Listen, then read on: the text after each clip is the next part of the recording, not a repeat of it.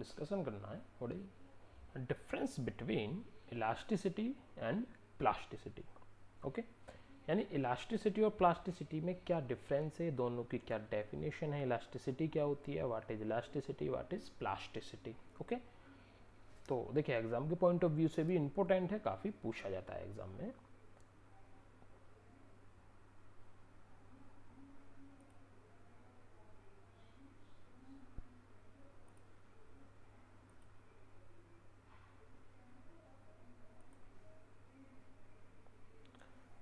देखिए सबसे पहले हम देखते हैं इलास्टिसिटी। ओके, तो elasticity is the ability of an object और material to resume its normal shape after being stretched और कंप्रेस्ड।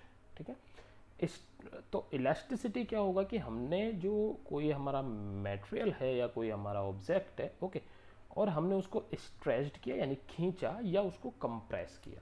ठीक है, and after removal the load अगर वो अपनी ओरिजिनल शेप एंड साइज को रिगेन कर ले, ठीक है, दैट इज इलास्टिसिटी। ओके, और जो मटेरियल वो होगा उसको हम कह सकते हैं वो इलास्टिक मटेरियल होगा। ठीक है, यानी कि जो हम स्ट्रेच या जो हमारा कंप्रेस्ड फोर्स है, जैसे हमने उसको हटाया तो वो अपनी ओरिजिनल शेप एंड साइज को रिगेन कर लेगा। बट इन प्लास्टिसिटी, देखिए प्लास्टिसिटी जो होगा वो इलास्टिसिटी का अपोजिट होता है, जस्ट अपोजिट है। Okay, plasticity is the quality of being easily shaped और मोल्डेड। ठीक है, तो प्लास्टिसिटी में जो हमारा ऑब्जेक्ट है या जो मटेरियल है उसमें परमानेंट डिफॉर्मेशन हो जाएगा, जिसकी वजह से हम शेप को चेंज करते हैं। ठीक है, देखिए यहाँ पर अगर हम बात करें तो इलास्टिसिटी एंड प्लास्टिसिटी के लिए elastic deformation and plastic deformation दो टर्म होती हैं। उससे पहले हम देखें डिफॉर्मेशन। तो डिफॉर्मेशन देखिए, डिफॉर्मेशन होता है change in shape and size of an object और अ मटेरियल। ओके, तो जैसे फॉर एग्जांपल एक रबर बैंड है, मैं उसको स्ट्रेच करूँ, मैं उसे खींचूँ, अगर उसकी लेंथ पहले 10 सेंटीमीटर थी और आफ्टर स्ट्रेचिंग यानी खींचने के बाद उसकी लेंथ 15 सेंटीमीटर हो गई। ठीक है, तो उसमें जो ये 5 सेंटीमीटर का डिफॉर्मेशन हुआ, चेंजेस हुए। ठीक है, अब देखिए दो कंडीशन होंगी, जब मैंने रबर बैंड को खींचा, अगर मैं स्ट्रेच करने के बाद मैं छोड़ दूं, या तो वो 15 से 10 हो जाएगा। ठीक है, तो इसको बोलते हैं हम कि अपनी ओरिजिनल शेप एंड साइज में रिटर्न हो गया हमारा जो ऑब्जेक्ट था, जो मटेरियल था। ठीक है, और अगर रिटर्न नहीं हुआ तो हम उसको बोलेंगे कि इसमें परमानेंट डिफॉर्मेशन हो गया। तो रिटर्न हुआ वो हुआ due to property of elasticity, return नहीं हुआ due to the property of plasticity. Okay, देखिए एक मेरी video elastic deformation and plastic deformation पे भी है, आप उसको देखिएगा, उसे मैंने इसको एक्सप्लेन किया हुआ है। अब देखिए नेक्स्ट हम पॉइंट देखें तो deformation is reversible in elasticity. ठीक है, तो इलास्टिसिटी में अभी जैसे मैंने डिफॉर्मेशन बताया, deformation change in shape and size. ठीक है, तो उसका शेप एंड साइज में चेंजेस हुए, ठीक है, तो वो उसका डिफॉर्मेशन होगा।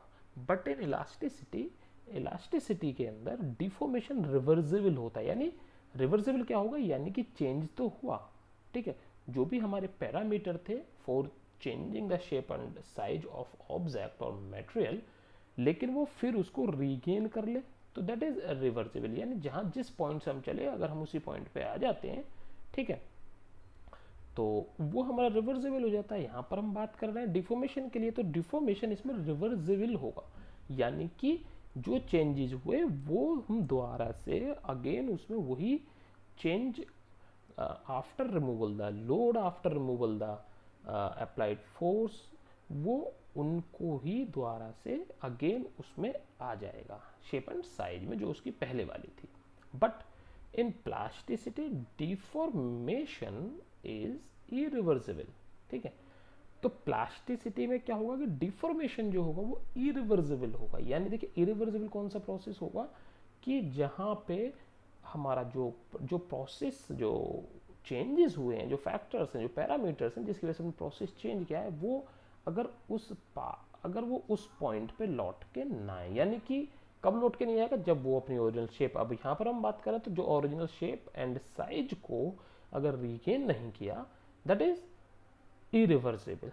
ठीक है, तो देखिए एक पॉइंट ये भी होगा इलास्टिसिटी में कि deformation is reversible in elasticity and deformation is irreversible in plasticity. देखिए इसकी भी वीडियो है मेरी, आप देख लो, उसमें एक्सप्लेन मैंने किया हुआ है what is the difference between reversible and irreversible process. Okay, third point देखें हम, materials showing elasticity have elastic properties।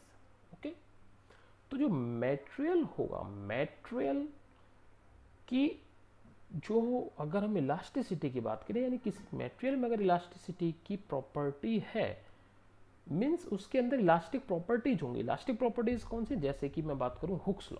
Hooks law is stress directly proportional to strain, is called Hooke's law. Okay, elastic limit, तो ये क्या है? ये properties जो होंगी, elastic properties जो होंगी वो उस मटेरियल में होंगी। ठीक है, बट अब देखिए ये तो मैंने बताया इसका अपोजिट है, तो अगर इसमें है वो, यानी जिसके अंदर इलास्टिसिटी की प्रॉपर्टी है, अगर उसमें ये प्रॉपर्टीज हैं, इलास्टिक प्रॉपर्टीज हैं, तो प्लास्टिसिटी में क्या होगा? Material showing elasticity don't have elastic properties, उसके अंदर इलास्टिक प्रॉपर्टीज नहीं होंगी। देखिए इलास्टिक प्रॉपर्टीज की अगर हम बात करें तो जैसे कि इलास्टिक रीजन है, प्लास्टिक रीजन है, इलास्टिक लिमिट है, प्लास्टिक लिमिट है। ठीक है, इल्ड पॉइंट, डिफरेंट डिफरेंट जो पॉइंट्स है, ये हमारे स्ट्रेस स्ट्रेन डायग्राम पे हम इनको शो करते हैं। Strain diagram for ductile material and brittle material. ठीक है, तो वो उसको भी मैं एक्सप्लेन करूंगा, तो आप उसको देखिएगा, मैंने उसमें एक्सप्लेन करके हम उनको बता देंगे। ठीक है, नेक्स्ट पॉइंट आता है हमारा, materials showing elasticity don't break quickly apart when stretched. ठीक है, तो यानी जिसके अंदर इलास्टिसिटी की प्रॉपर्टी है, जिस भी मटेरियल के अंदर इलास्टिसिटी की प्रॉपर्टी है, ठीक है, तो उसमें वो मटेरियल क्विक ब्रेक नहीं होगा। देखिए क्विक ब्रेक से मीन्स क्या मतलब है, जैसे मैं 2 एग्जांपल आपके सामने लेता हूँ। ठीक है, फर्स्ट इज रबर बैंड या स्प्रिंग, तो आप उस पर फोर्स लगाएंगे। ठीक है, एक लिमिट तक स्प्रिंग या रबर बैंड है वो अपनी ओरिजिनल शेप एंड साइज को रीगेन कर लेगा, दैट इज इलास्टिसिटी। रीगेन नहीं किया, दैट इज प्लास्टिसिटी। ठीक है, लेकिन अगर मैं चौक पीस की बात करूं, मैं उस पर फोर्स लगाऊं, ठीक है, तो उसमें क्या होगा कि जरूरी नहीं है कि उसमें डिफॉर्मेशन हो पहले से। ठीक है, यानी कि जैसे ही हम मटेरियल पे फोर्स अप्लाई करते हैं, ठीक है, तो उसमें चेंजेस आने लग जाते हैं। हो सकता है वो ब्रेक भी हो जाए एक लिमिट के बाद।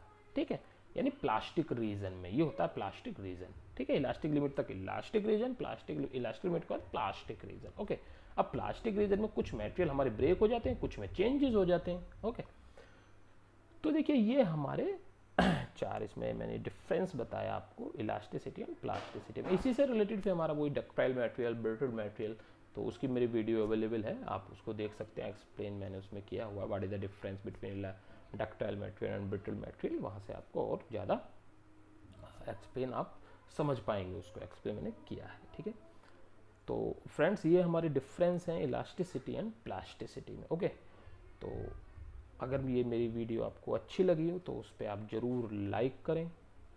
ओके, और चैनल को सब्सक्राइब करना ना भूलें, चैनल को सब्सक्राइब जरूर करें आप, जिससे कि मैं आपको ऐसी ही एजुकेशनल वीडियो आपके लिए लाता रहूँ।